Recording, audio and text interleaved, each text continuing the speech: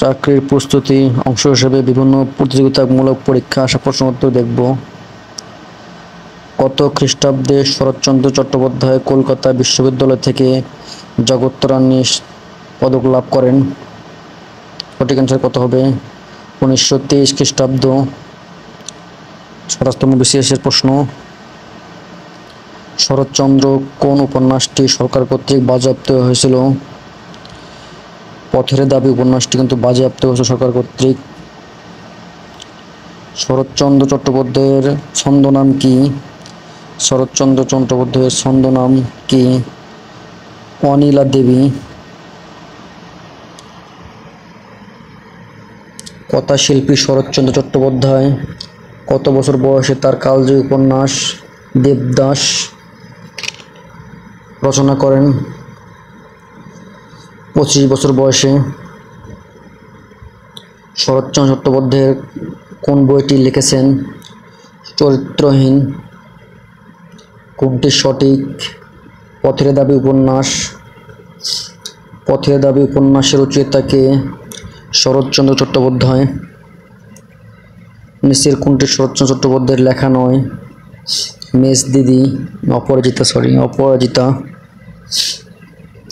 পথের দাবি উপন্যাসের রচয়িতা কে? শরৎচন্দ্র চট্টোপাধ্যায়। শরৎচন্দ্র চট্টোপাধ্যায়ের কোন ধরনের সাহিত্যিক ছিলেন? তিনি ছিলেন ঔপন্যাসিক। শরৎচন্দ্রের শ্রীকান্ত কোন শ্রেণীর উপন্যাস? আত্মজৈবনিক। অমর কথা শিল্পী নামে পরিচিতি শরৎচন্দ্র চট্টোপাধ্যায়। কোনটি সঠিক? পথের দাবি উপন্যাস। শরৎচন্দ্র চট্টোপাধ্যায়ের জন্মস্থান কোথায়? দেবনাথ। শরৎচন্দ্র চট্টোপাধ্যায়ের জন্মস্থান দেবানন্দপুর গ্রামে। সাহিত্যে বিশেষ অবদানের জন্য শরৎচন্দ্র চট্টোপাধ্যায়কে কোন বিশ্ববিদ্যালয় থেকে সম্মানসূচক ডি.লিট ডিগ্রি প্রদান করা হয়? ঢাকা বিশ্ববিদ্যালয়।